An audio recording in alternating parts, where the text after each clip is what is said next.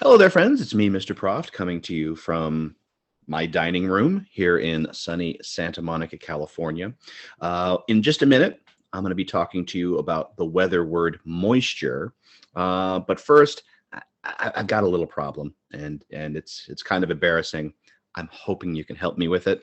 Let me show you what I mean. I'm going to have to share my screen, and there we go. So we just watched a video about tornadoes, and I got so excited. I got out my tornado sentence, but I dropped it and it broke. My sentence broke into a bunch of pieces, and then it got kind of mixed up. So not only is my sentence broken into a bunch of pieces, but all the pieces got mixed up. So here's what it says right now. Is a funnel-shaped windstorm that twists as hot air moves upward a tornado. Now, that doesn't make any sense. Obviously, I've got some of the pieces out of order. If we look at this sentence here, can you tell me what would come first? What part of this sentence do you think would come first? Well, there's a couple clues we can use. We know, or maybe we've talked about this, maybe we haven't, but you start a sentence with an uppercase letter, with a capital letter. So let's look at my pieces. Does this part start with an uppercase letter?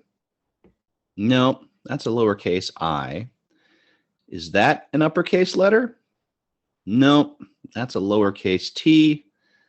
That's a lowercase a, but look at this A. That A is a capital A, an uppercase A.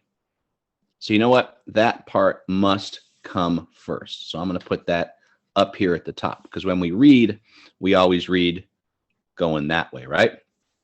So a tornado, so that's where it starts. I wonder where it stops. I wonder where the end of my sentence is. I'm going to move my fork out of the way here. I don't know why there's a fork there. Well, I am at my dining room table, so that makes total sense.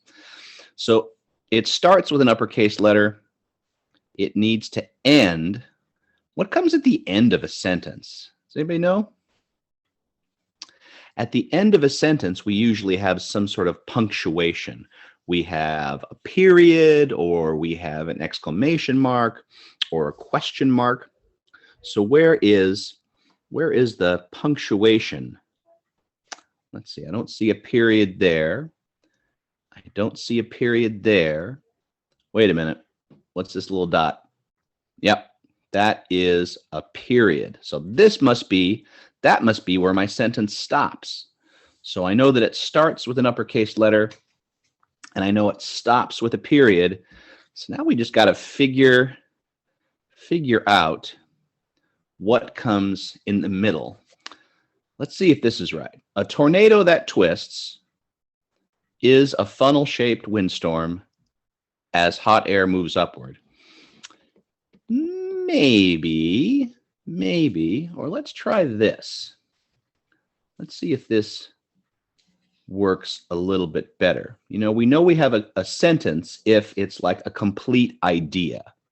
A sentence is basically a complete idea. Let's see what this sentence says if we put the pieces together like this. A tornado is a funnel-shaped windstorm that twists as hot air moves upward. Well, now there you go. I think that makes sense. I think we finally put the puzzle pieces back together, and we now have our sentence about a tornado. A tornado is a funnel-shaped windstorm that twists as hot air moves upward. There you go. Totally makes sense. And it starts with an uppercase letter.